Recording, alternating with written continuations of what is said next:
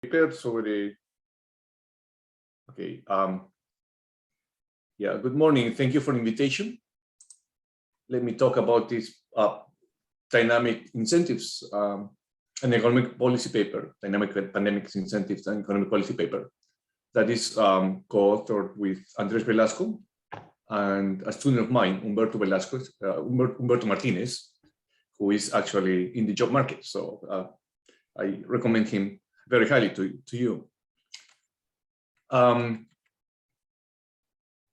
Well, the motivation of this paper, of course, comes from the pandemic, obviously, and the interaction between economics and pandemics. But I think that what makes what we were interested in was how economic incentives, and in particular, economic policies might actually affect themselves the dynamics of pandemics, right? I mean, that's something that, for example, the typical epidemiological models, like the dominant SIR model, suspected infected recovery models, do not emphasize. These are all backward looking. But when you think about the dynamics of, say, epidemics, then a lot of what goes on depends on people's decisions. For example, decisions of whether to go to the marketplace or go to their offices, or to gather in different places, or staying at home where infection is low. And in fact, that observation may be the basis, or is the basis, of a lot of public policy mandates, for example, like lockdowns and social distancing. So the observation actually means that incentives, not only from the viewpoint of health policies, but also from the viewpoint of economic policy, may affect the intensity and the dynamics of pandemics. And that's what this paper emphasizes. And when you think about it, it opens a very important frontier, if you want, in thinking about the interaction between economics and the dynamics of pandemics in this case, right? So Velasco and I had a paper about a year ago talking about these issues in a simple model, right? I mean, in this paper, we try to extend the same ideas to a dynamic setting that essentially looks very much like the kind of dynamic models that we are used to. I mean, we try to model the environment as much as we can from micro foundations, right? Like, for example, we're going to be very careful. The paper is very careful, for example, at modeling the technology of the contagion, for example, based on what we know about what's the rate of transmission from an uninfected person to an infected person to susceptible people and so on, right? Now, it turns out that we do that so that the model's dynamics, conditional on people's behavior, the dynamics are very similar to the SIR models, the dominant models. But in the model, however, people's behavior change dynamics, right? And that people's behavior, of course, depends on decisions that respond to incentives, right? And the incentives can be either health policy related, but also economic ones. So this actually means that expectations, for example, forward-looking behavior matter a lot. In fact, we're going to show that this model is, for example, can generate multiple equilibria with different levels of infection. Okay, so the model is quite simple. Let me just give you a quick rundown, right? I mean, there is a population where people can actually every day decide to work outside the home or stay home. Right. Of course, infection rates, if there is an epidemic, infection rates are going to be higher outside the home in general than at home. Now, there is a set of people at each point in time that we call vulnerables that can decide whether to stay home or work outside the home. But now this decision, of course, is going to depend on two things. One, what's the relative payoff in monetary terms, if you want, of working outside the home than at home. Presumably, one earns more getting outside the home. But on the other hand, people have to figure out, well, the probability of infection outside the home is going to be greater than at home. And if I get infected, then that has a cost in terms of lost wages and also in terms of the possibility of getting sick or even die, right? So that's the incentives part. And in equilibrium, of course, the infection rates are going to depend on how many people turn out to be outside the home relative to staying at home, right? So, but those numbers actually are determined by people's choices, right? And these choices may be affected by the whole environment, including, for example, economic policy, as we are going to see, right? So one can solve for the equilibrium of this model, right? And we show that, for example, it matters some aspects of the model that wouldn't matter in other models matter a lot here. For example, here, attitudes towards risk aversion can change the equilibrium, right? I mean, for example, why? Because if people are afraid of getting infected, then they actually stay home more. But if that's the case, then actually there's less infection, right? Same happens with the cost of death, for example, that matters. But what is most interesting from our viewpoint is the interaction between economic policy and the dynamics of pandemic. And to illustrate that, in a stark way, we model what happens with a fiscal package like the US CARES Act, right? I mean, I think that the most distinctive aspect of the package from the viewpoint of that model is that the package included extended unemployment benefits, right? Which meant essentially that staying at home had no monetary cost, right? I mean, that meant that the incentives to stay home were much higher. And however, the package only lasted for about 15 weeks, right? So after that incentive was removed, then people actually have to make the decision, well, should I continue staying at home or not? And then in the model, they actually get out. And the consequence is that in this framework, this kind of package results in 2 waves of infection, right? So I'm not saying that that this is actually the only or even the main explanation for the waves of infection that we've seen. However, it illustrates in a very, dramatic way, the intuition of the model. It is a very natural intuition, and the result is consistent with empirical observations. In fact, when you look at the unemployment developments in the United States, then you're going to see that in April, there was a huge increase in unemployment. But according to Bob Hall, for example, that increase was driven by people that decided to stay at home, knowing that they could return to their jobs.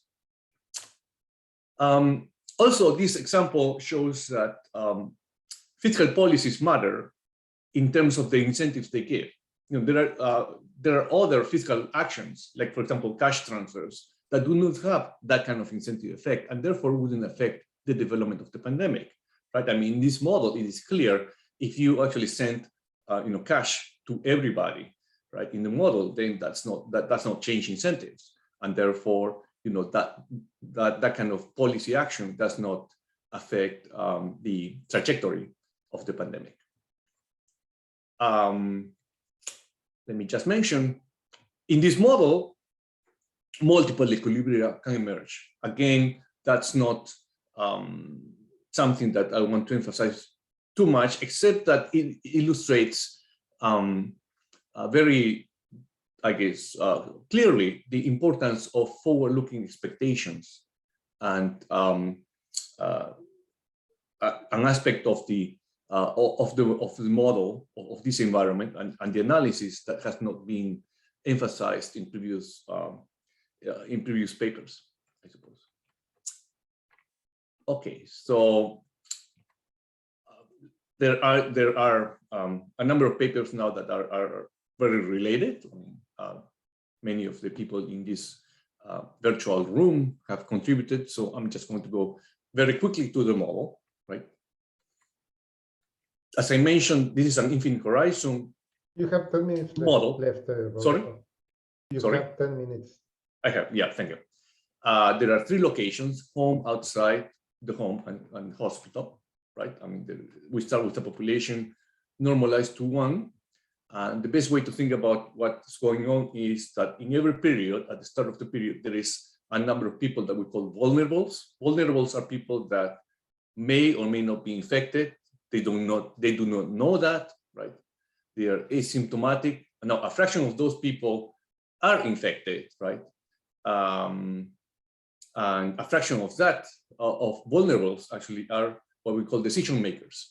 They have the choice of working outside or staying at home, right? If they work outside, they earn something that is exogenous, a wage, if you want, WT, or they can stay home and earn something that is typically 0, or say a home endowment, ET, right? Now that decision is not trivial because the probability of infection outside the home may be higher than at home, right?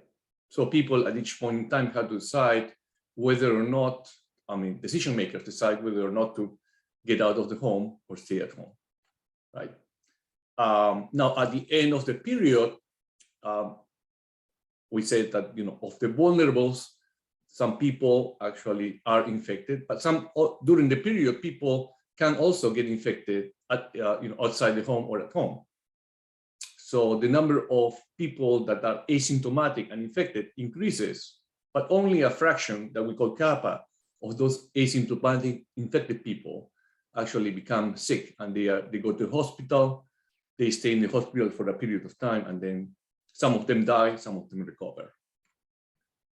So the decision problem is described in the paper, but intuitively what matters is what we call a double relative condition. A vulnerable decision maker has to choose at each point in time what is the marginal value of going outside the home in terms of, say, the opportunity, the relative financial payoffs, in this case, WT minus ET in the slide, right, against the increased probability of getting infected. That's the right-hand side. And in the right-hand side, you see these phi's there. That's the differential infection probability either outside the home or at home. And if one gets infected, then essentially there is a cost in terms of the value of continuing being in the susceptible population or going to the hospital, right? Now, people in this environment take infection probabilities as given, but in equilibrium, those infection probabilities depend on the different mixes of people that either are at home or outside the home, right? So we are led to examine a true dynamic equilibrium model, right? And you know, as I mentioned, we model the technology of contagion and so on, so that conditional on people's behavior, then this model actually is very much like the SIR model. And you can actually use what is known about that model to derive some analytical results. But you know, for further exploration, we go to numerical work. Let me mention that the model is specified, so you can calibrate the parameters with very detailed information, like, for example, the probability of transmission of the virus from infected people to healthy people, and so on. But let me just show that.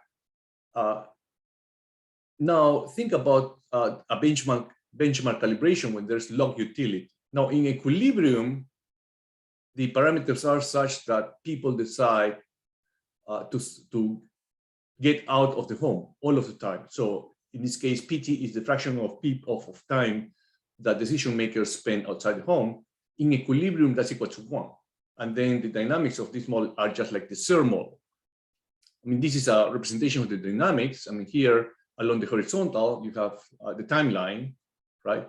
So in the upper left panel, you have time outside. Now I have two lines that coincide. One is the SER model, where there is no decision making, and one is the model with log utility, right? Now, is this model with log utility, as I mentioned, give the same outcomes as a SER model, right? As given, for example, by the infection rate, which is the upper panel, right? So in the SER model, in this model, then there is a pandemic that has a peak at about 2 months into the beginning of the pandemic, right? In the lower rows, you have, in the lower panels, you have the trajectory of, for example, the vulnerable population. Eventually, in this framework, everybody gets infected, and the number of accumulated deaths, which is the lower right panel, is 1% of the population in the long run.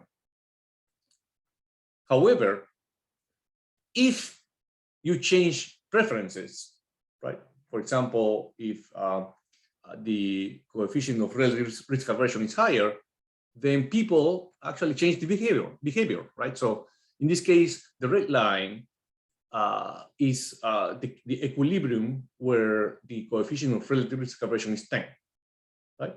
So in this case, as you can see, the time of the market in the upper left panel, at around 40 days into the pandemic, people start staying more at home, right? 2 months into the pandemic, then people actually spend only half of the time outside the home. Now, that kind of behavior changes, of course, infection rates.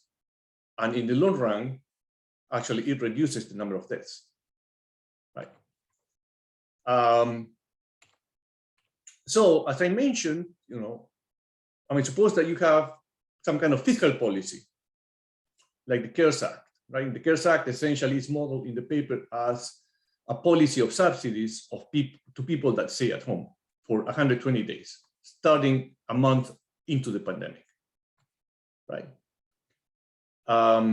So the dashed red line actually depicts what happens in the model, right? Again, what happens in the model is that upon the enactment of the unemployment benefits, then people decide to stay at home, right? So that's given by the dashed red lines in the upper left panel, right? When the program starts, then the fraction of time outside the home drops to 0. Then gradually people start returning back to outside the home. But then when the unemployment benefits expire, then people return fully to outside the home.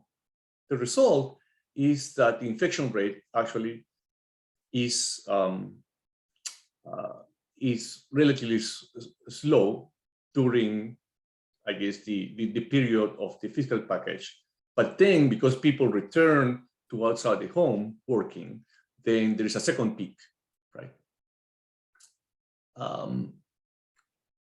Now I'm running out of time. I mean, let me just mention that one can compare the outcomes of the equilibrium of this model against the socially optimal plan, right? There is an externality here in that people that decide whether to stay at home or not take infection probabilities as given, but of course these infection probabilities actually affect everybody, right? So there is an externality that has been emphasized in previous papers.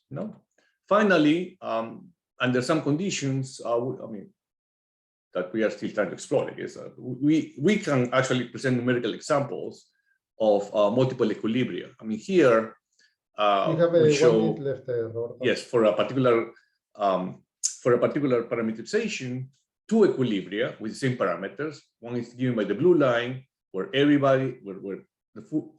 people stay outside the home full time. The red line, the red equilibria, exhibits more precautionary behavior, right? And of course, that responds to the incentives that people have in this model. Okay, so I'm out of time. There's a lot of implication for policy. I'm going to actually continue the discussion after, at the question period. Thank you very much.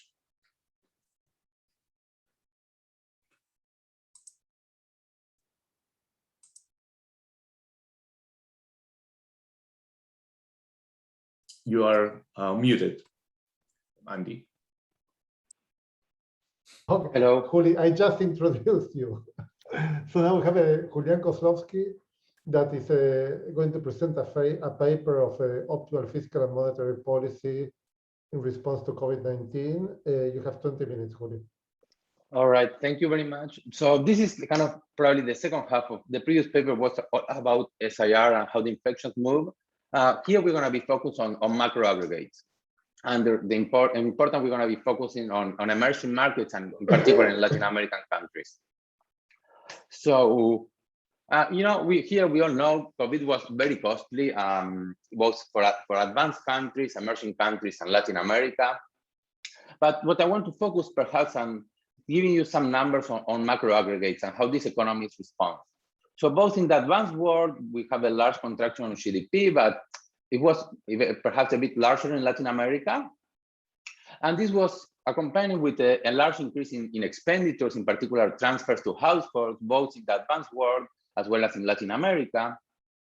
And revenue did not change much in advanced countries, but if anything, it contracted a bit in emerging economies, giving rise to larger fiscal deficits, primary deficits, both in advanced in Latin America. And how these economies finance this increase in deficits? In the advanced world, there was a larger increase in debt, so they borrow to finance. There is a bit of increase in debt in emerging markets, but you know, sovereign default crises are important for these economies. So these economies were not able to finance everything through debt.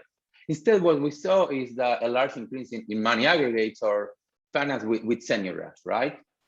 But what is interesting in this period is that you have a largest increase in money in 1 and 2, but we didn't see a lot of inflation in 2020. Now we are seeing a bit of inflation in 2021. That's something when I talk later. But on impact, we didn't see a large increase in inflation, which can be interpreted as increasing in money demand. So you can increase the supply of money without having an effect on prices. And what we saw in emerging markets as well was a large depreciation of the currency, and finally a contraction on both in trade, in exports as well as in import goods. So what we're going to do in this paper is try to understand what are the shocks that generated these macroeconomic aggregates, and what are the consequences for policy. So in order to do that, we're going to work with the framework where we developed in a previous paper, and some of you have already seen. So we have a paper in which we present a model of the sovereign default model, but we extend the model to introduce fiscal and monetary policy, in particular distortionary taxation on labor, as well as money. So there is monetary policy, and an equilibrium nominal exchange rate. And what we do with this framework today is going to use the framework to think about COVID-19. So we experiment a different set of shocks and changes in the model. And what we find is that with a combination of 4 large shocks, is enough to the model to replicate both like some exogenous shocks, but as well some endogenous responses to make sense of the previous macro aggregate that I showed you before. And what we find that the shocks that we need are kind of lockdowns that are going to be a decrease in production, some contractions in the production side. And what is important as well is the increase in money demand, which is going to be able to generate a rise in seniorage without rising inflation. And then we saw the increase in transfers to get the increase in expenditures and very large trade disruptions. And when we shock the model with these 4 shocks, we find that the prediction for both fiscal and monetary policy, as well as like the access to debt markets on the model, are consistent with the data. And we showed that we mostly is going to be a quantitative application. I want to show you that this was very costly. So for giving you a number, if you want, households are willing to forgive 12% of one period non-tradable consumption to avoid the COVID crisis. So if you want a number, we think that in emerging markets is this number, is 12% of non-tradable consumption they're willing to forgive in order to avoid the crisis. And we're going to use the model to do different experiments to try to pinpoint the crucial shocks, as well as the policy responses and the role of flexibility in fiscal and monetary policy. And we're going to compare the model where you have like constraints on inflation targeting, for example, or constraints on your fiscal deficits or access to debt markets, to see how the flexibility of these policies allow the economy to have a less costly crisis. So let me jump into the model. I'm going to try to go fast in here. If you're familiar with the textbook model of Uribe and Schmidt-Brohet, we're going to be building in that framework. It's a small open economy with tradables and non-tradable goods. And we're going to introduce production and money and sovereign default. So there are going to be 3 private goods and a public good. There is a non-tradable good that is both produced and consumed domestically. An imported good that you're going to consume, but you're not going to produce. Think about iPads. And an exportable good that you're going to produce, but not consume. Think about, in the case we're in Colombia, coffee beans, or in Argentina, perhaps soybeans. And public good is going to be produced with the non-tradable goods. So what is the government? The government is going to lack commitment in every margin. And so every period is going to be choosing fiscal policy, distortions in the labor tax, monetary policy, how much they're going to issue, and borrowing and repay or default every period. So on the expenditures, there are going to be 2 expenditures, a public good that's going to be endogenous, they're going to choose every period. I'm going to have some transfers that are going to be exogenous in the model, but they're going to be important to think about COVID, and it's a lot of these transfers that we've seen both in advanced and in emerging economies. And how are they going to finance this? There's going to be the fiscal part. There is a tax in labor that is a distortionary tax. There are going to be senior rush. There's going to be money supply that is going to be chosen every period, and they're going to have issuing long-term bonds in international credit markets. So these are bonds in foreign currencies, the standard Eaton-Gersovitz type of model, if you want, in this respect. And what is important for the government is that now, different from Eaton-Gersovitz, there are going to be 2 important constraints for the government. The first one is the government budget constraint. And what this constraint is saying, you know, the expenditures both in the public good and in transfers, and they're going to spend as well in repaying the debt that is due this period, has to be equal to their income. And their income is coming from the labor tax, the senior rush through the increase in money aggregates, and new borrowing. And the second constraint is the balance of payment. What your export net of your imports has to be equal to the change in your net foreign asset positions. So usually the traditional sovereign default model focus only on this constraint because they have access to lump sum taxes, so you don't have to worry about this constraint. But here, because we don't have lump sum taxes and you have to use fiscal and monetary policy, you have to take both constraints into account, which makes the model, of course, more complicated, but as well more interesting because you can see, think and evaluate many different margins with this model. In terms of the firm, I'm going to show you, forget for a second what is in red, and that's the premise of the model is there is going to be a firm that's going to produce non-tradable output and tradable output with labor, and have this like canonical production function that's going to combine labor to produce tradable and non-tradables. But now I want you to focus on what is in red. That's going to be are going to be the COVID shocks. So the first COVID shock is going to be this kappa, which is a production capacity. And what we're going to argue is that the government, like COVID, if you want, both the government restrictions as well as the private response, we can interpret it through the lens of this model as a reduction in the production capacity. So there's going to be the economy is able to produce less goods with the same amount of less goods in this period. And the second shock, yeah. What is H? H is labor. Okay. You pay the wage W times H. The second shock is going to be the trade disruptions. So there are going to be trade costs. So for every unit of exportable good that we produce, you're going to be able to sell and in the foreign market a fraction Y minus P. And this shock is going to be affecting both exports and imports. And these are kind of the law of one price holds. So basically, for every export that you produce, you're going to be selling less outside. And for every import that you want to bring, you need to bring 1 plus P of those inside. And so these are the first 2 shocks that we think are important to think about COVID, the reduction in production capacity, and then the increase in trade disruptions, which want to make the economy to both export and import less. Then on the household problem, it's a standard that there are utility for consumption tradable and non-tradable, and there's utility from working. And they have a budget constraint and a cash in advance constraint. The budget constraint is just what they spend in non-tradable, plus what they spend on the imported good, which is, again, has the shock fee, plus the money that they bring for next period has to be equal to their income, the after-tax labor income, the money that they bring from the previous period, and the government transfers. And the cash in advance constraint just saying that what you spend on the non-tradable has to be less or equal than theta times m. And these are the another two shocks that we think, the third shock and the fourth shock that we think are important for COVID. The third one is this theta, which is going to be capture the increase in money demand that we see during 2020.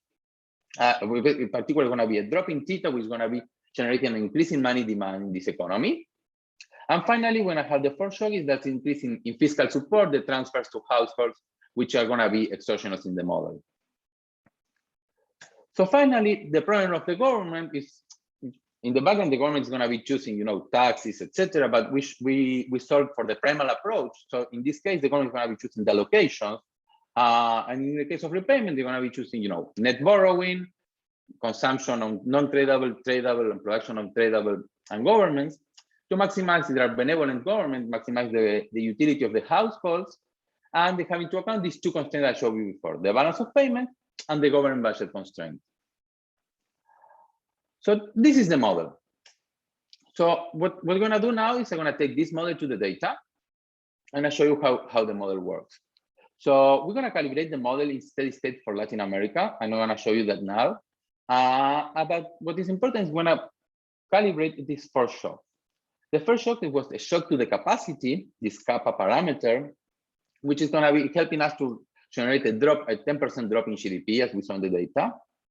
Then we have this increase in money demand, which in the model corresponds to a decrease in theta, which is going to be tightly connected to the increase in inflation, only a 1% increase in inflation for these countries.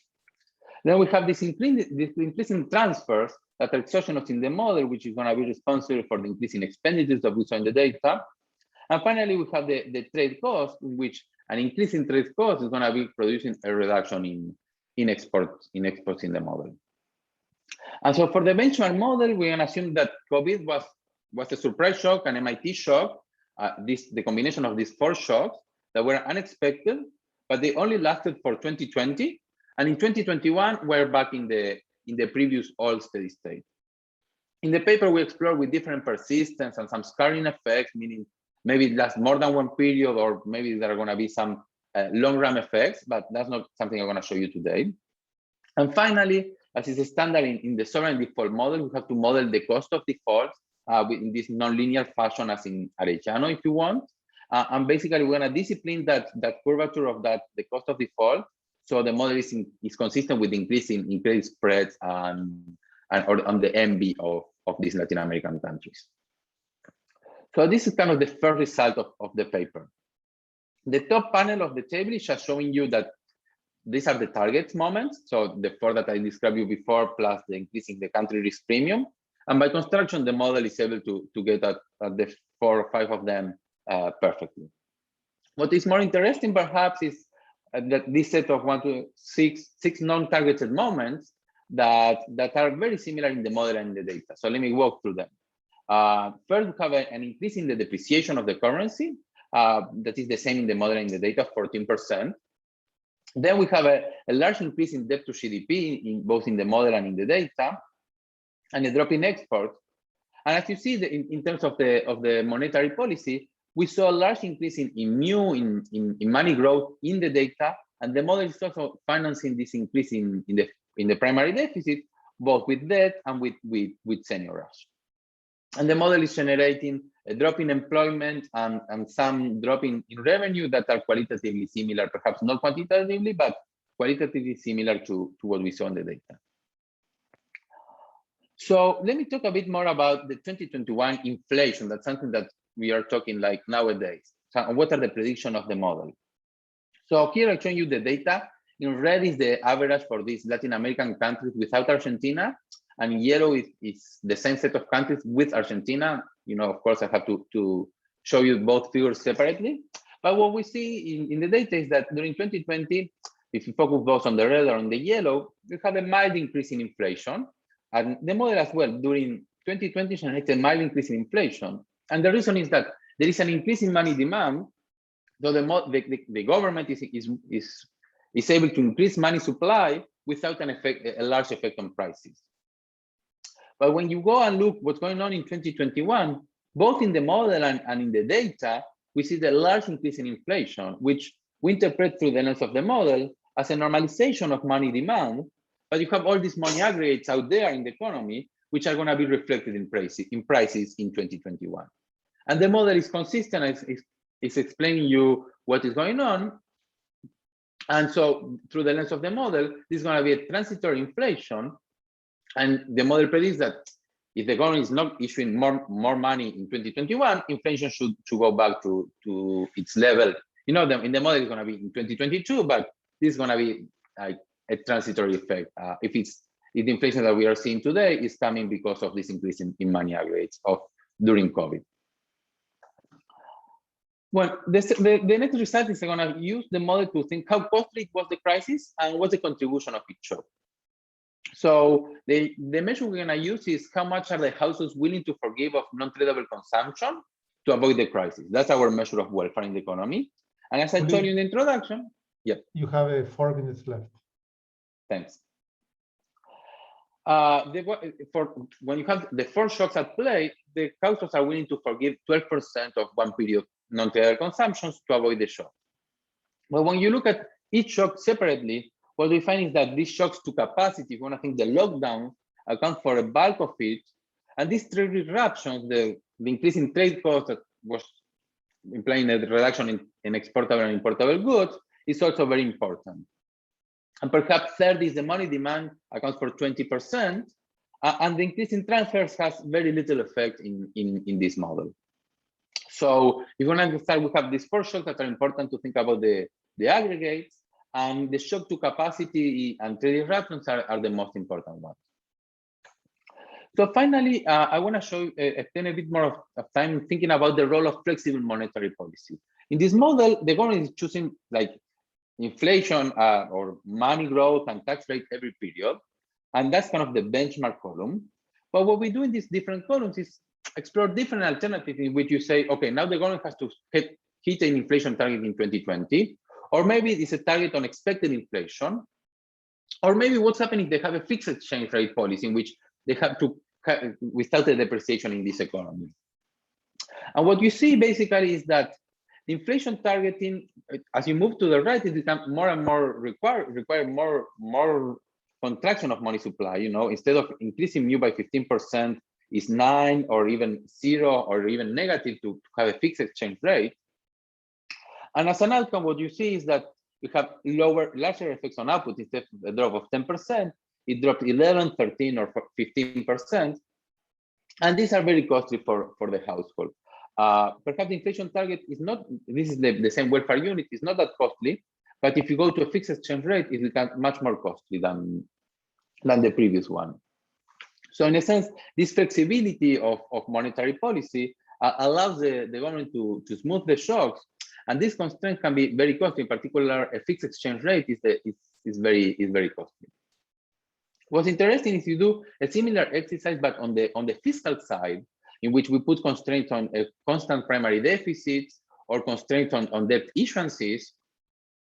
What you see is kind of an interesting result in which, if you ask the government to have a constant deficit, you have a very large drop in GDP, but this is not very costly in terms of welfare.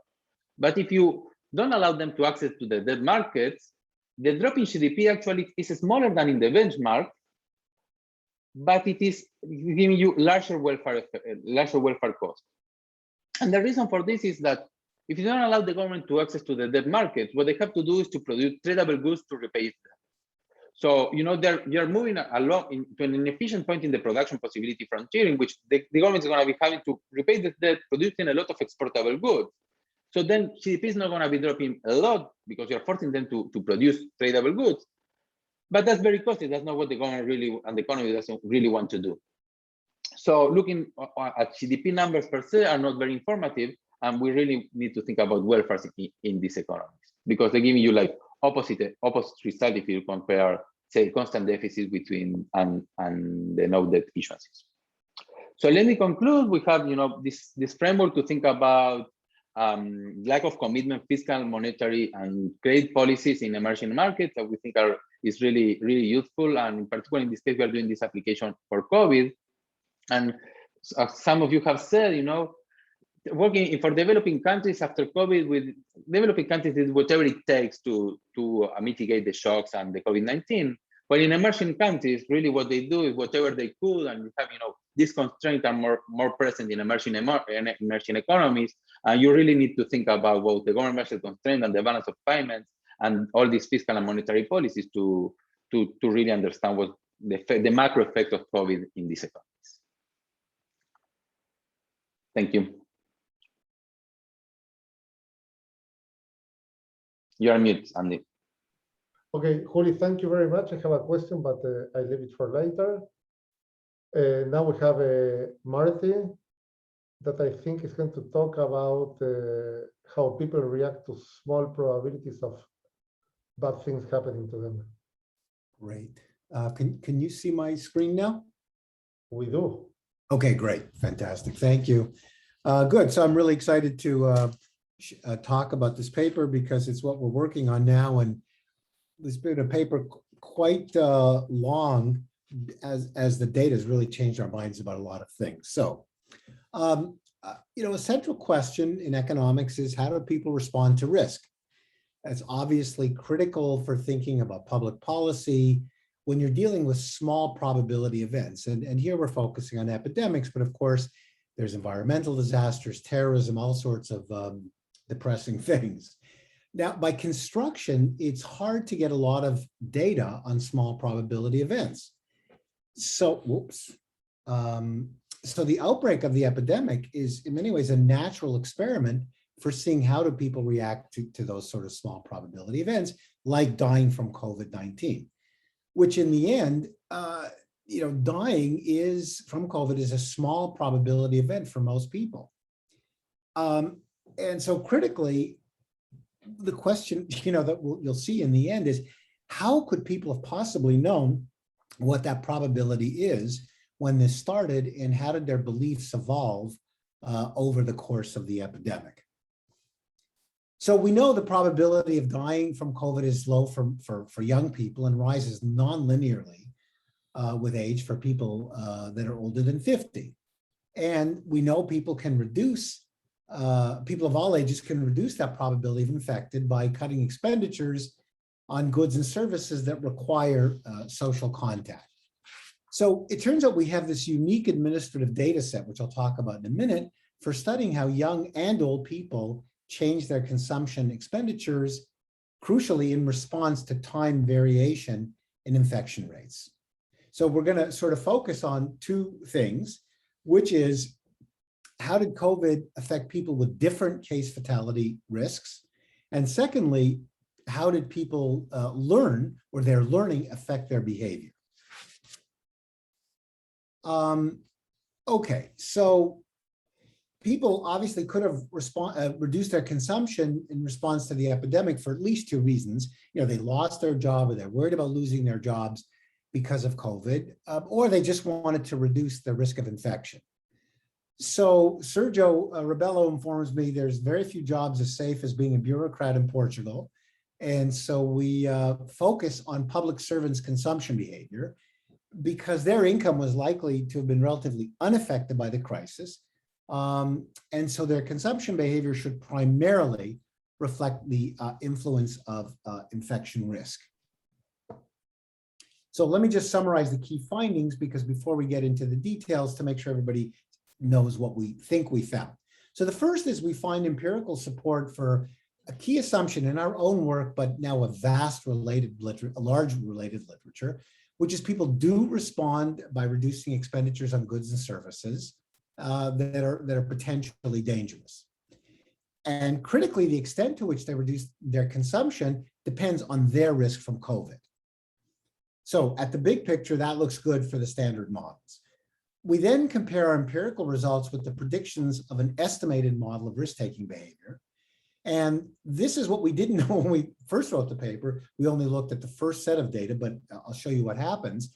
If you explain the data, both the first and the second waves, we are going to argue that, at least from the lens of our perspective, you have to assume that people initially overestimated the probability of dying from COVID, both young and old people. But over time, people learned or changed their minds about those probabilities and adjusted their behavior. And so we'll argue that the recession would have hypothetically been less severe, much less severe, if people had initially known the true probabilities, but how could they have? Okay, so what's the data? It's an administrative data set from Portugal with anonymized monthly data on individual itemized consumer expenditures. So there's 500,000 Portuguese people randomly selected from a total of 6.3 million people. We have data on their ages, their income brackets, their gender, their education, and their occupations. Now, we have online purchases from Portuguese companies in our data, but online purchases from foreign companies aren't. Our Portuguese co-authors tell us that this is not likely to be very important in the context of Portugal. The sample period covers January 2018 to May 21. And the reason we've been working on this paper a long time is we just got the latter sample data. Now, it turns out we can construct consumption expenditures using electronic receipts that firms provide to the tax authority as part of their VAT reporting. And we can match each receipt to a particular person because the receipt contains the person's anonymized fiscal number. There are lots of incentives, which I can talk about, for firms and consumers to provide that information. There's lotteries, there's all kinds of things, there's rebates. And so we think this is pretty good coverage.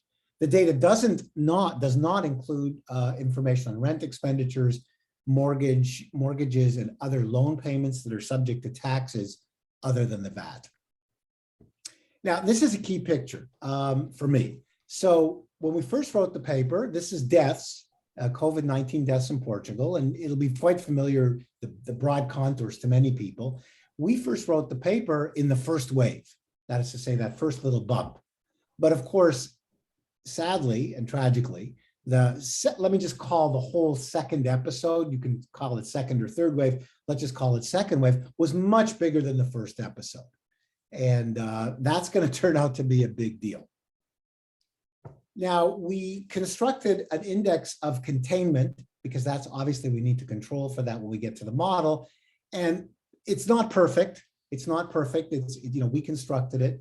But crucially, what we're going to argue, and we think is quite convincing, that the first and the second wave have about the same level of containment.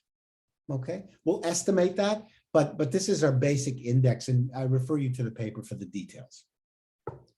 Okay, these are expenditure patterns, and you can see we have like 2019, 2018, 2020.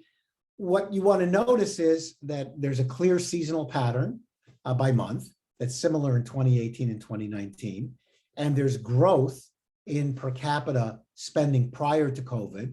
And so our econometric procedure has to take those features into account in creating a counterfactual for what spending would have been absent the COVID-19 shock.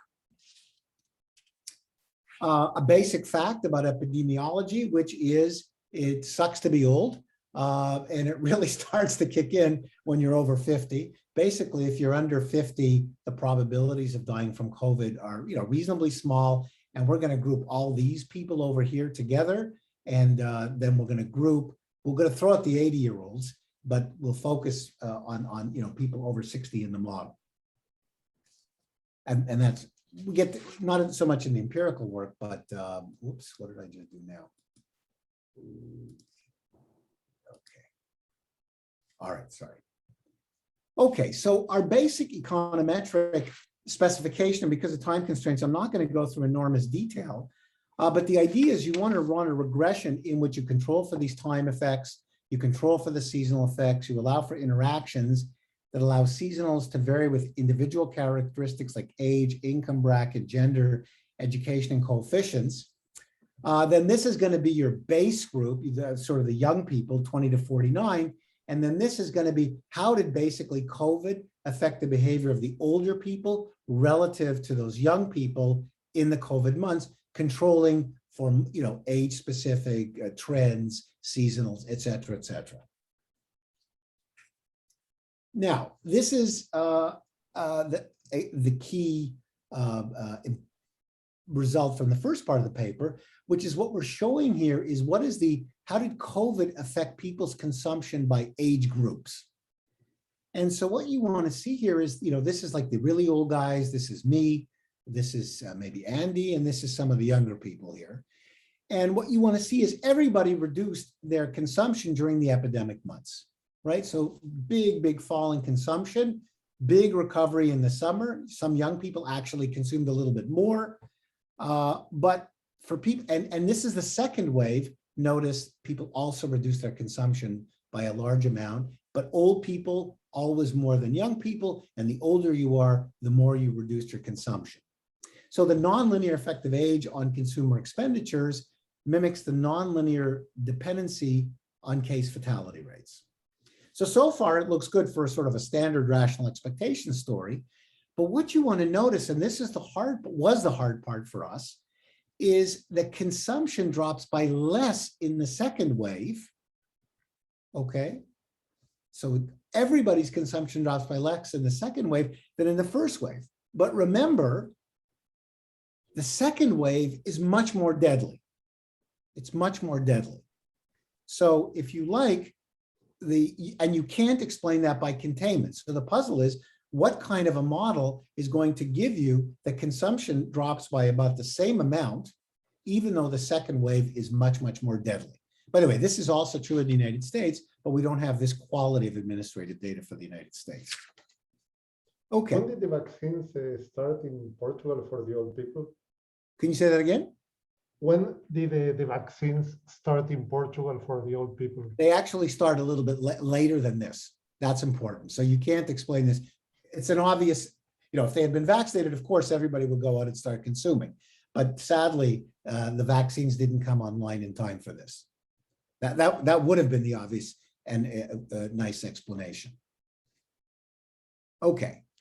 Let me just say the basic results are robust to different, changes in income levels of people, controlling for comorbidity effects, focusing on retirees. That's another group where their income doesn't vary much, and different models of seasonal and trend effects. So we think that the basic stylized facts here are quite robust. Okay. So we're going to look at a standard model up to one important point of risk taking, but I'm going to use a partial equilibrium approach. And the reason I want to do that is I want to confront people of different ages and health status with real wages, real interest rates, and probabilities of infection that mimic the ones observed in the data using a minimal set of assumptions, right? You can go to general equilibrium, but then of course you have to make bold assumptions. And here we really want to focus on individuals' behaviors. Okay. Now we're going to look at two groups, old and young, and that's primarily a numerical issue. So we're going to put all the people under 60 and the 60 to 79-year-olds in one group. Epstein-Zinn preferences, because that's a standard way of thinking about risk and finance. There's going to be stochastic aging, which in retrospect, we probably didn't need to do because it's such a short amount of time. And embed that in an otherwise standard SEER framework. So there's susceptible people who have no immunity against the virus, infected people, recovered people, and deceased people. The empirical work relates to public servants. And so for that reason, we're going to say labor supply is exogenous, so we don't have to model that. And the real wage rate is constant because it was constant for public servants. The budget constraint of a person who's age A and health status H, well, they have their wages, they have some way to a rate of return on assets, they can consume, and that gives them bonds the next period. And the probability that a person in age group A becomes infected at time T, depends on how many infected people there are in society. And it depends on the amount of consumption that you as an individual undertake. It's a sort of standard Epstein-Zinn framework, and so you've all seen this, so I won't belabor it. The one difference that I'll say is we have this beta T, normally beta is a constant, but we're going to have to model containment. And the way we do that, I'll write down the equation later, it's modified to model changes in consumption demand due to government imposed containment. So the abstraction here is we get containment as a way of reducing the marginal utility of consumption. It's a parsimonious way to get at containment. Now, there's lots of complicated value functions, as you can imagine, in this kind of a model. I'll just give you an example of one. This is a young susceptible person, and delta Y is going to be the probability of a young person dying from non-viral causes. V is going to be the probability of a young person becoming old. Tau YT is the probability of a young person getting infected. And so, for example, with probability 1 minus delta minus V, a young susceptible person survives without aging. And with probability 1 minus tau Y, the person remains young and susceptible. He doesn't get infected. And so you can go through all these different states, and given the time constraints, it doesn't seem, worthwhile to go in that great detail. But the idea is to set up a full dynamic optimization problem for each person in each possible state. And these people are, of course, forward-looking. Okay, so that's, you can just look at the paper for that. We assume that people get utility from bequests. That's important just to get consumption goods right. If you don't have bequests, it turns out to be very hard to get the magnitudes even vaguely right with respect to the overall data. Okay, as I said, let's get to the interesting part. The challenge for the model, here I call it the third wave, it should be the second wave, was much bigger, but spending contracted by less for all age groups in that latter wave. So here's how we're going to try and model. People wake up, there's this COVID thing, no one has any clue about what it is. Or they have, they really don't know. So we tried different kinds of learning, including Bayesian learning. And what we converged on that worked and was computationally feasible, and this is partly influenced by some of my own stuff with Larry Cristiano, we just said they had constant gains learning, okay? And so they update their views about the probability of dying, given that they're age A at time T. It's whatever it was yesterday, plus a constant gain over the difference between what they thought yesterday and the truth. The truth here coming in, it's as if they, in the paper we talk about this, it's as if they see the actual infections and actual deaths, and they update those views slowly. And G is this constant gain parameter. And what's kind of cool about that is Andy Atkinson and others have argued that you really can't have a standard SEER model unless you make the parameters time varying. The reduced form 2 minutes, Marty. Pardon? 2 minutes. 2 minutes. Okay, so I'm going to get to the bottom line then. Let me just say, this is a limited information Bayesian estimation strategy where you're minimizing a criterion between the consumption of the old and the young consumption the entire time series. That's the data, if you like, which we estimated in the first part. The key parameters that we're going to be estimating are the parameters of the transmission functions, pi1 and pi2, the priors of the old and young people initially. So think of those initial priors as parameters to be estimated, the gain, how quickly people are updating, and we need to estimate the level of containment because our index is ordinal. We have to convert that to a cardinal measure. The bottom line is that we're going to land up people saying that the young and the old greatly they started the sample with really being freaked out, to be technical, and then slowly over time converging to the true probability. So they're approaching from above. This is their views about the probability of dying if they get COVID. This is the fit of the model, which I think is totally cool. And Matthias Work-Murakel is getting this. The blue is the data. The solid is the model. And you can see that the model does quite a good job. I mean, if you formally, there's obviously some distances, but the model is able to get this basic facts about the consumption of the old and the young. I will start by saying that if people knew the actual case fatality rates, if you simulate the model, what you can see is they would not have reduced their consumption by nearly as much in the first wave, and they would have reduced it by more in the second wave. The next thing is that if you got rid of containment, things would have, containment mattered through the lens of the model.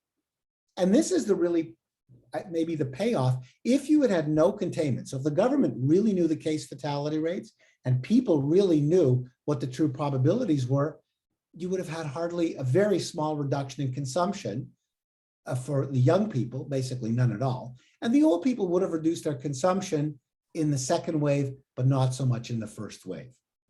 So the bottom line, to end on time, is the economics, standard economics, works really well for the old and the young being differentially sensitive. But because it's a rare and essentially unprecedented event, many of the models, including the ones that I've worked with, which assume rational expectations, run up against a wall, I think, of the second wave data and have to be modified appropriately. And then that leaves the issue of how do we think about policy in a world where the government didn't know the probabilities and knew that it didn't know the probabilities, and the same for us. So I'll stop with that. Thank you, Marty. So now I will share mine.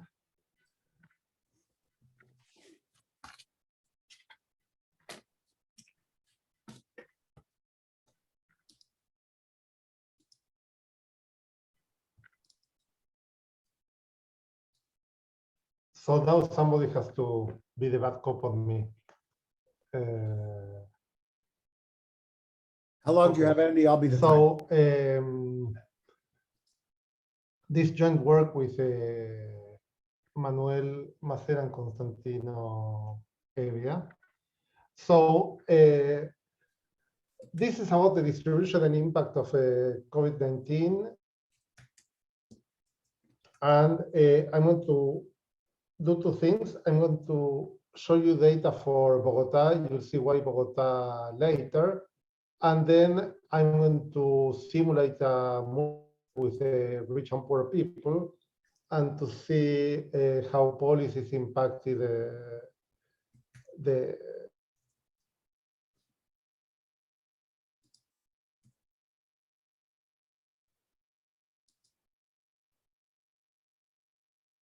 Whoa, did we just lose Andy? Okay, so active up on me. Okay, so I lost you.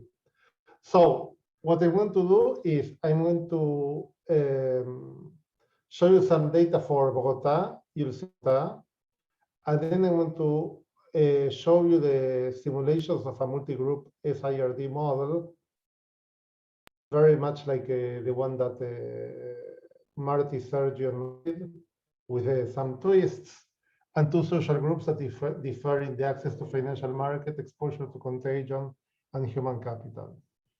And we will use the model to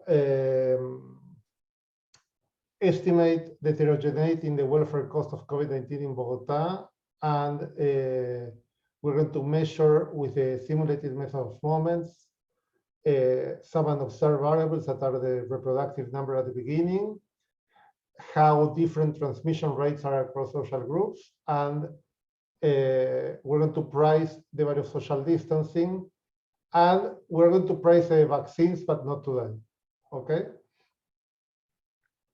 And then we do some counterfactors. Okay, why Bogota? Why Bogota? Because we have a large-scale epidemiological surveillance study where for 10 months, they did a PCR test to a broad sample of the population in Bogota with about 6,000 PCR tests per month. And the quality of this data is pretty good. So that's one reason for using Bogota, because the data here is very, very rich in the sense that we see the actual number of infected people, and we can compute, for example, the infection fatality rate instead of the case fatality rate. And an interesting aspect of this, Marty, is that we saw a downward trend in infection fatality rate. People didn't know what they were doing at the beginning, or there is a lot of mismeasurement. We ignore that in our model. The other thing that is special about Bogota is that in Colombia, every household is assessed a number for their socioeconomic group that goes from 1 to 6, that is used to price utilities like water, electricity, and so on. They are priced according to the socioeconomic group to which they belong: 1, 2, 3, 4, 5, 6. We're going to group people together. We're going to group people in a low socioeconomic stratum that is going to be 1, 2, 3, and a high socioeconomic stratum that is 4, 5, 6. And these are like roughly the poor people are 90% of the population and the rich people are 10% of the population. These guys barely finished, didn't finish high school. These guys went to college, and these guys make almost 5 times as much as the rich guys as the poor guys. So this is the official data on cases. This is the black line, is the official date, the data on new cases estimated from the COVID sample. These are the new cases for the poor people, and these are for the rich people. And here on the right-hand side, we integrate the new cases over time, and we get the prevalence ratio. So by February, we have that 54% of the population got COVID-19, 58% for the poor people, and 29% for the poor people. If we would do this only for the 1, 2, and not the 1, 2, 3, this number is going to be close to 70%. Okay, and now an interesting aspect of Colombia too is that they did a zero prevalence study in October, which has data for Bogota, and this is the estimate for the prevalence of the disease in October, which is very consistent with this data. Another thing that is interesting is the detection, that for poor people, the official count is 1 in every 10 cases, and for the rich people is 1 in every 6. Rich people test more. So this tells you, this data is good because it allows you to overcome a major challenge, that is to know the dynamics of COVID-19. This black line is the ratio of the other ones, and it shows how the prevalence ratio kept growing over the pandemic. That's the ratio, the prevalence of the poor over the prevalence of the rich. Now, the infection fatality rate, this is the aggregate, this is the low socioeconomic group, the high, and the ratio. Nothing. You see what you all know, that as people get older, this gets multiplied by 10. From 18 to 40, 24, then to 20, and then 2000.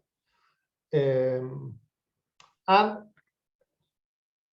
the infection fatality rate is higher for the rich than for the poor, and that's because the rich are older. There is a composition effect. So it's important when you do infection fatality rate for the rich and for the poor to condition by age. In the version of the paper I'm going to show you today, we didn't do that because we wrote the model before we saw the data. Okay, and this is the economic dynamics. I have 10 minutes left. So this is a stringency index from Oxford that has all the problems that we know it has, but it's a measure. And essentially it shows you that when there was almost no infection in Colombia, in April, the Colombian government put a very strong lockdown that was very stringent. It's this reaction to risk. They didn't know what was happening. Probably they are doing like robust control. But anyway, they did that. And this is GDP in Bogota. It fell like 25%. And then it went back to minus 5% of the pre-pandemic linear trend. Consumption fell a little bit less. For the rich, it's flat. For the poor, it fluctuates. And when we look at the labor, there is like a statistical blackout here because they have a household survey for labor that was not with not all the questions. And this is the falling hours that is over 50%, and the falling employment of 30. This is for the aggregate. Starting in August, they ask people for their socioeconomic status. And unfortunately, the data is very, very noisy for the rich people that are very few. And that's why we have these things here with the average here for the rich is a little bit higher than for the poor, which means that the rich people worked a little bit more when things started to normalize. So we're going to have an epi macro model of the types that Marty, Sergio, and Matthias pioneered, where the transmission rates depend on aggregate variables of the economic and the health decisions of people in the consumption places, and that's what Marty just showed you, in labor places. And here we're going to allow people to do risk mitigating activities that are costly for them. So wearing masks, going to visit your parents and be outside, things that we do to reduce risks that cost utility and influence this. We're going to measure, so the production side is very, very simple. Standard production function with capital, because originally we wanted to look at a small open economy. And then when we discovered the Bogota data, we kind of focus less on the small open economy, but this will give us investment that is important to see capital flows. And we're going to model the restrictions as this exogenous shock that is a fraction. Output has to be constrained to be a fraction of the pre-pandemic steady state. And depending on the value that this takes relative to the endogenous behavior of people, this constraint might or might not be binding. In the calibration we have is binding all the times. In some that we did in the past, it was not always binding. And importantly, this is going to reduce the demand for labor.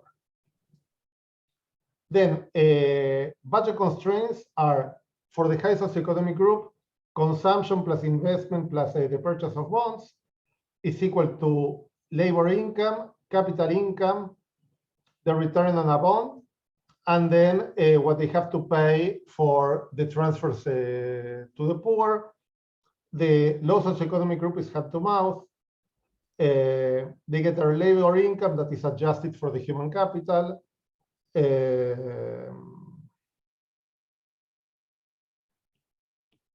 This is wrong, it's a typo, and they get this transfer. Now, the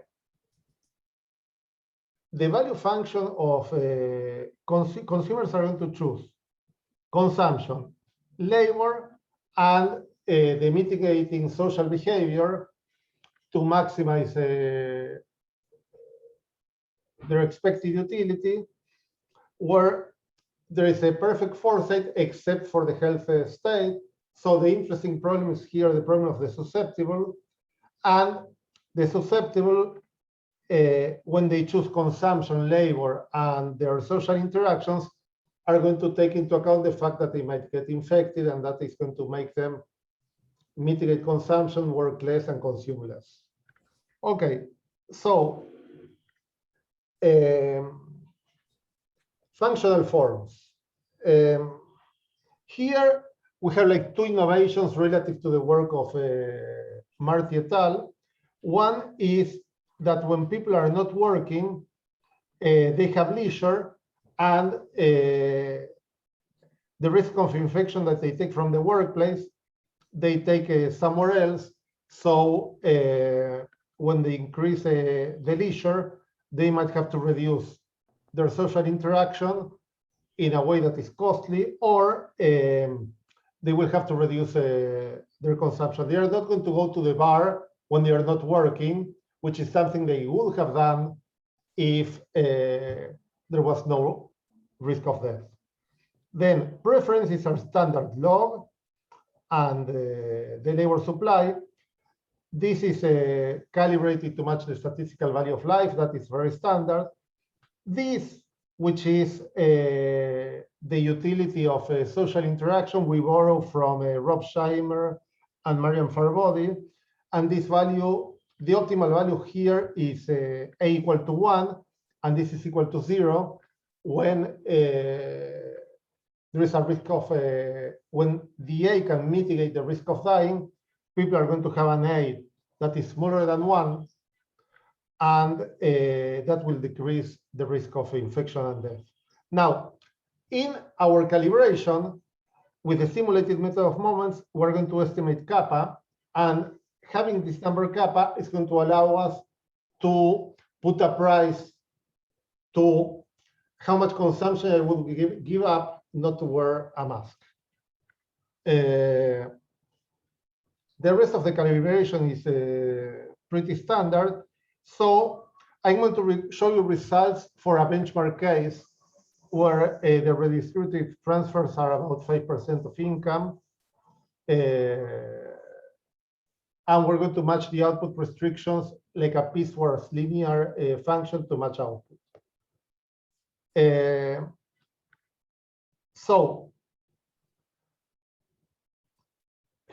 we are getting that these are the original basic reproduction numbers without a behavioral adjustment, and the ratio of transmission rates is 2. Here, the model matches well output, it matches well labor by employment, not by hours, matches well consumption, and this is a social interaction that behaves like this. Obviously, because we don't have waving immunity, there is only one wave. So the model also does well in matching the higher prevalence for the rich than for the poor. This is the R that was estimated for COVID. This is the effective R that we get in the model. And here the prevalence ratio that is increasing the data, it's ham-shaped here for a very good reason, because once all the poor become infected at the beginning, they are immune, and then the rich get infected. So that's why this is like this and is different from the data. I have 1 minute left. So I'm going to skip this. And I'm just going to tell you one more thing that I think is new and interesting. When you are in the benchmark economy, where the output constraint is binding, the labor demand is inelastic, right? So what's interesting here is that when you have the shutdown and you give a transfer that you take money from the rich and you give to the poor, what is going to happen is that the 90% of poor people that receive the transfer are going to reduce the labor supply. Because the demand is inelastic because of the lockdown, the wage will go up. And the rich guys are going to benefit from that because they can do the intertemporal substitution of the labor. So the transfer, starting from the benchmark, is Pareto improving. So these transfers are Pareto improving because of the general equilibrium effects here. Another interesting thing is that even though the poor people die more, the welfare gain, the welfare loss of the pandemic is higher for the rich than for the poor because the probability of dying is very small, and the economic costs are bigger, and the rich suffer more because they own the capital, and when you reduce labor, the fact that they own the capital and labor is lower means that they lose money on the capital income, and that makes them worse off than the poor. So I'm a minute over time, so let's wrap up and open the floor for questions. And I want to abuse my power as a chair and make a question for Juliana, Juan, and Emilio, and then another to Marty. You're making, Juan and Juliana, a lot of emphasis in matching the data on the shock to the money demand. In the bulk of countries where you're taking the data from, they peg the interest rate and the money supply is endogenous. And money is not a source of seigniorage because of that. And it's just that the money supply is accommodating money demand shocks. So I would shut that channel down because, like, for Brazil, Mexico, Colombia, Peru, I think is misleading. And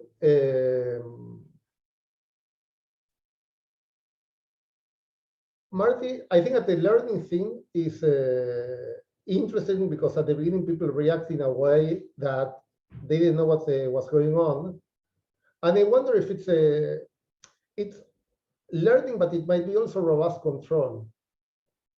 I remember that at the time I was talking to lots of presidents, finance ministers, and governors in Latin America and in Africa, and they were really scared of the pictures that they saw in New York and in the north of Italy, and they were just reacting to that. They were very, very scared, and they didn't know what. And I can attest, because of talking to them, that because I did this basic SIR model, I knew more about the disease, which was nothing, than these guys. So the robust control. So You want me to answer? I mean, I'm happy to go in whichever order you want. yeah. No, yeah, we have time. Can I add to that question, because I wanted to actually comment on, I guess that this issue about learning and the difference between different kinds of uncertainty. I think that first of all of the papers are great. I wanted to mention, well, learning. We typically it's a crucial issue, right? I mean that is a fantastic addition to the literature. On the other hand, it's not quite clear that we did not have an idea of the probabilities, right? And in fact, the possibility of a worldwide pandemic had been discussed in policy circles, for at least 2 decades. I mean, Marty and Andy and I, we've been talking about, for example, after the the emerging markets crisis period, there was some concern about the possibility of, for example, avian flu and so on. And in fact, there was a task force, as I remember, at the Federal Reserve, trying to prepare for what the Federal Reserve would do in case of an outbreak worldwide. And then also there was an effort at the World Bank in the early 2000s 14 period, for example, and a concern with an epidemic, actually the Obama administration had prepared essentially a task force and left a manual of instructions to respond to a pandemic to the Trump administration. And then the Trump administration essentially said, you know, this is a waste of time, money and time. And then, but what I'm trying to simplify is that there was some anticipation that this was going to happen, and a lot of that information was essentially gathered from the history of pandemics. Now, I have a question about your model, Marty, which is an alternative explanation to this behavior may be savings, right? I mean, I can think that, for example, people after the first wave may have accumulating enough savings, right? So that in the second wave, you know, they didn't have to reduce their consumption by that much. Is that something that, you know, you might have checked? I mean, I'm just thinking about, it's just like the toilet paper example in the United States, right? I mean, the first wave, everybody rushed to buy toilet paper, and you know, they stocked, you know, their basements with toilet paper in the United States, and you know, the second wave, then they didn't have to do that. I guess, look, those are all really interesting questions. Let me first talk about Andy's interesting question about robust control. I have no doubt that, so the question is, for the robust control to give you time varying levels of consumption, something has to be different over time, right? Because if they just freak out and it's a constant, then you're not going to get the first versus the second. But that doesn't mean that there isn't an element of robust control that we're just capturing with risk aversion, right? So I have no doubt that policymakers, there was an element of robust control. But even with that, I think they'd have to be learning something over time, playing the time series. So, but you know, because people thought of fomites at the beginning, and now we know that fomites are irrelevant. People learned a lot about treatment. I just asked my array to show you the infection fatality rates in Bogota, because they have a time trend that goes down. Sure. Which is part of the learning too. So learning has to be important. I completely agree. Yeah. And that's nice. Yeah, I mean, we really struggled to come up with, because at first, you know, we said, oh, we have rational expectations. It works so beautifully on the first one. Anyways, on Roberto's thing, look, I think it's true that people, look, I mean, the bubonic plague, you know, the Spanish flu, I think we all understood it was a possibility. But then what exactly was the case fatality rate in this particular instance? I think it was difficult, I think, for most people to know, and they had to learn. No, I mean, people still fight about it. Yeah, of course. I mean, in the calibration. Because nobody knows, because the beauty of our data is that nobody knows the true number of infections. Exactly. So people are still fighting about that. Yeah. No, I totally agree. I mean, even that's why we estimated the transmission probabilities, because if you really look at the micro, even the scientific literature, it's not like we really know what we call, you know, the pies. We just don't know. No. So we estimated it. I mean, that's sure. all. So, yeah, so let me also, Andy, you're right. That's why we have in the model, you know, both the benchmark, also we do the same thing, we do like inflation targeting or expected inflation targeting. But what's important in both cases, regardless of how the monetary policy is implemented, you will have these sources of income for the government that is going to enter in your budget constraint. So those are resources that are generated through monetary policy. So our model is not really about how it is implemented per se, but these extra resources. And it's, of course, as you know, for example, today in Brazil, inflation is above 10%.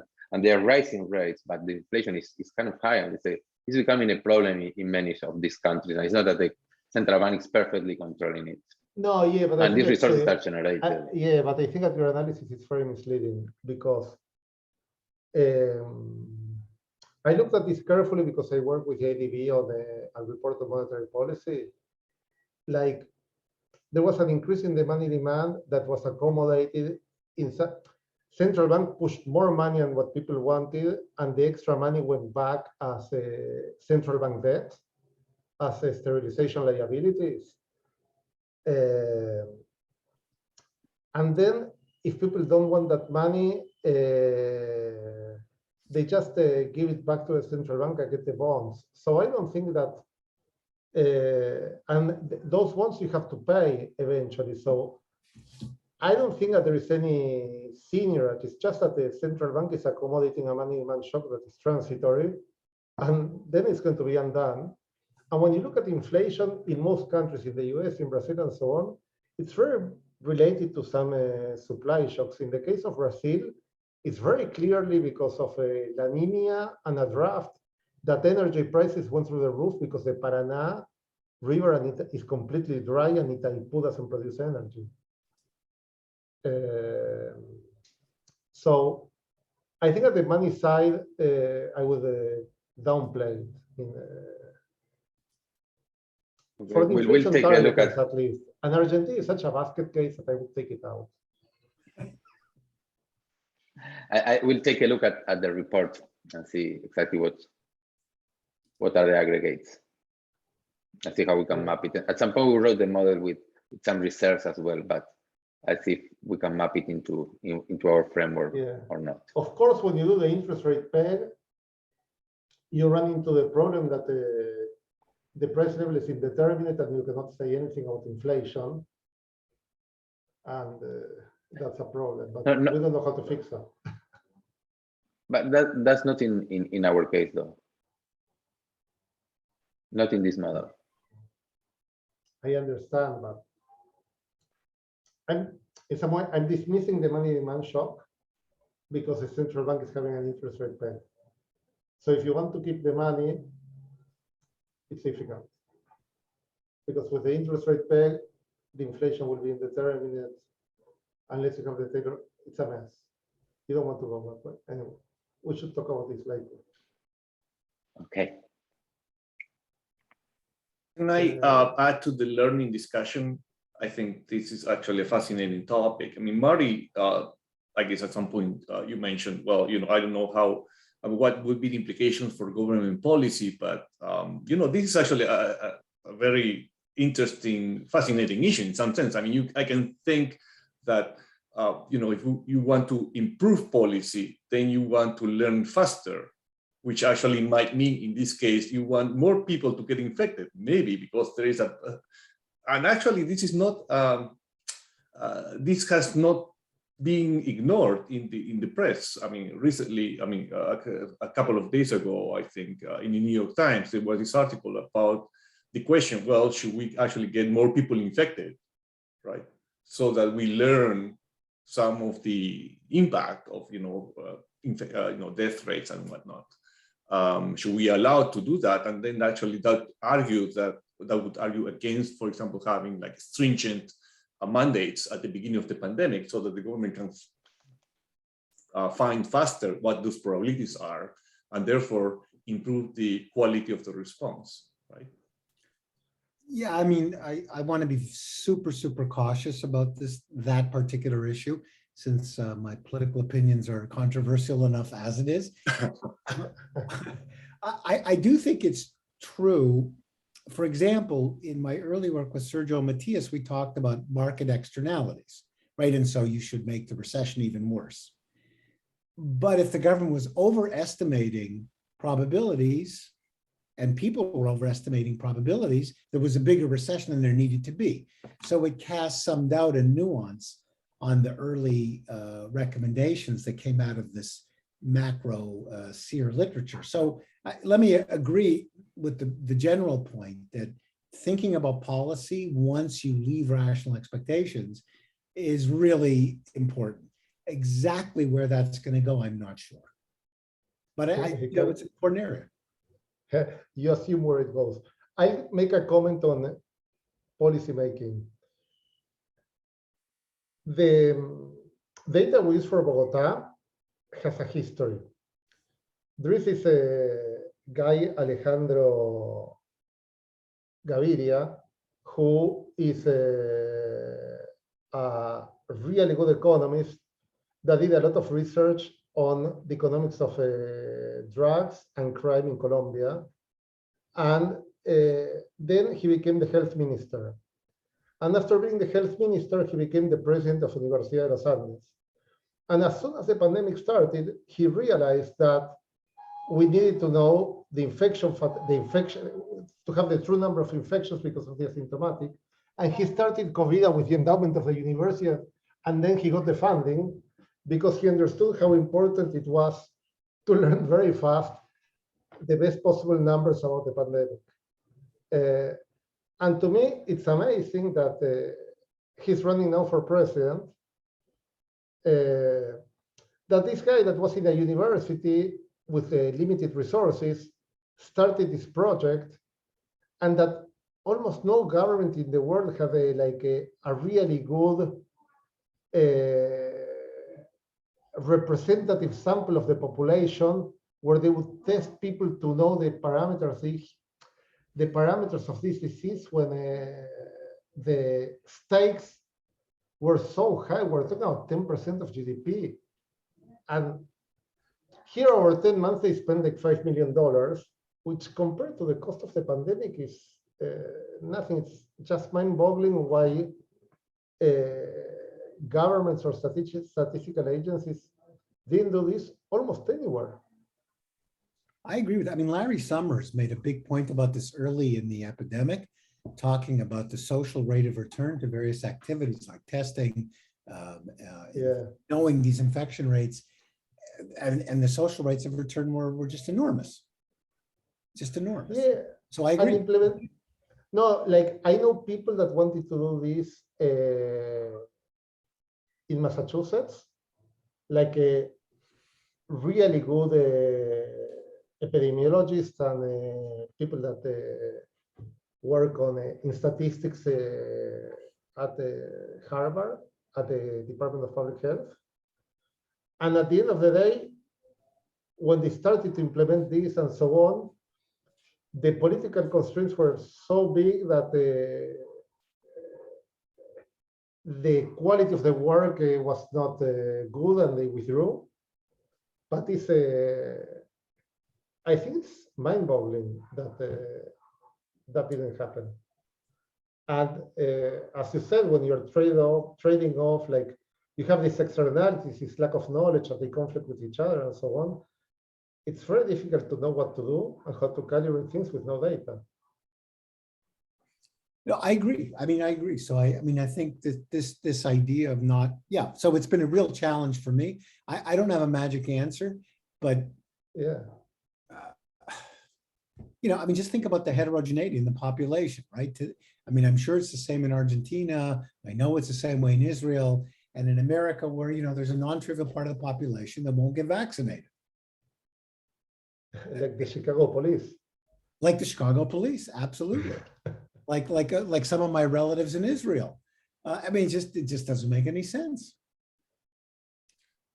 I mean, Right. the case fatality rate is very small because God is going to intervene. They do. I was in Switzerland last week, and in Switzerland, essentially people that don't get vaccinated are very young people that they say that having a vaccine that has not been properly tested doesn't compensate for them for the very low risk of dying from COVID. And of course, they benefit a little bit from the other people taking the vaccines. And it's kind of interesting because in Switzerland, to get into a restaurant, into an office, into almost every place, you need a COVID certificate that is either a test or the vaccine. And the test used to be free. But starting like a week ago, the antigen test is $50 and the PCR is $150 and the vaccine is free. So we'll see what they do. That's a great experiment. That'll be really fun to see. I think my general comment about this and policy making is that as economists, we are just starting to think about, what our role is in this debate. I mean, to us, I'm talking about Velasco and myself and people that have been working in our projects.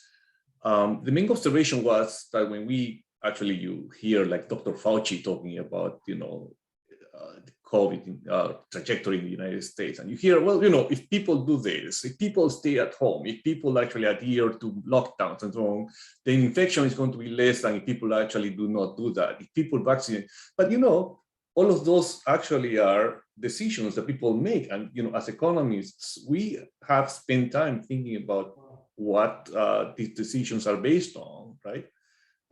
There is learning, there is risk aversion, there is forward-looking expectations, and I think that you know, we can actually make a contribution. We are just starting to try to think about these problems, right? But I think that the payoff might be, well, you know, there is ways to actually induce, say, socially desirable behavior in ways that do not necessarily involve like just imposing mandates, right? That can be politically difficult or unfeasible, right?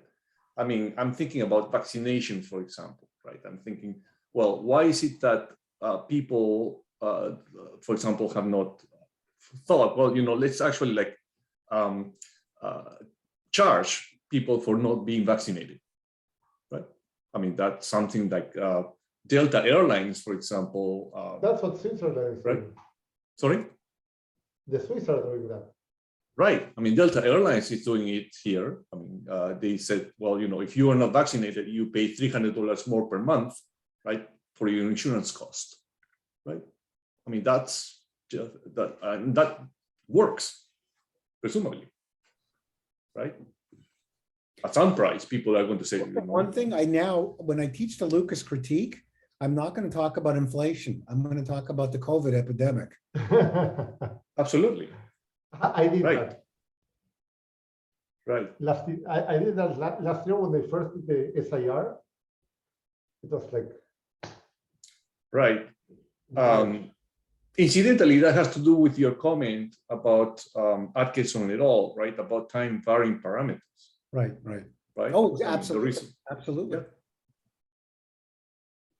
Yeah, the other good thing that came out of this is that macroeconomists look relatively better than the epidemiologists.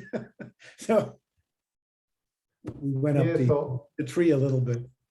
I was talking to some of the leading epidemiologists, and when we were talking about the containment measures, they were saying the beta, the transmission rate, can go down 25%, 50%, 75%, and depending on that, they do the prediction of the SIR model, and they are constant, and it's like they look as critical. So I think that things might change. I'm going to present our paper to the people that did this COVID, and epidemiologists. So it's going to be a challenge because we have the infected guys that really don't care about other people, the perfect foresight,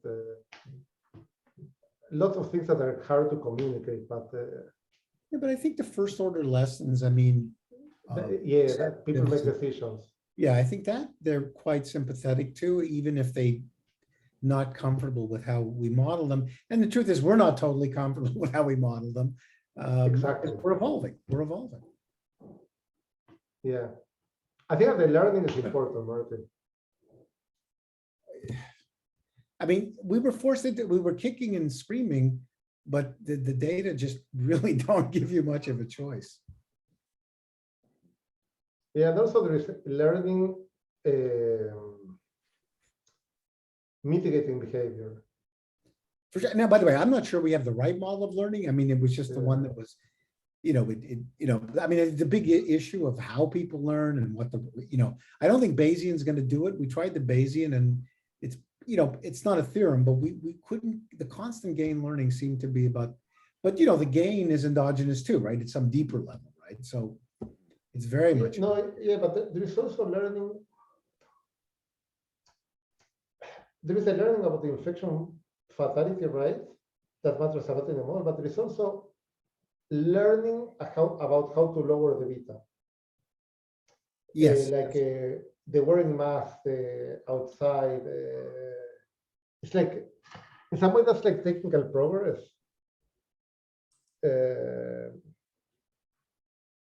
Because it's like you have a production function of how social distancing impacts, how stuff you do changes the probability of getting the disease, right? And there's technological progress in that. Absolutely. Because, which you could call learning too, but it's different from learning the true pie. No, totally. There's learning about it. I mean, look, I mean, just think about masks. I mean, it's easy to forget. Exactly. There was a debate about masks at the beginning, and Fauci may have not told quite the truth, apparently, but people really didn't know whether they were or weren't effective. Or remember, we all got panicked. We didn't know if you had to clean surfaces, whether you could get infected from a surface. The fomites. Yeah, so absolutely. Yeah.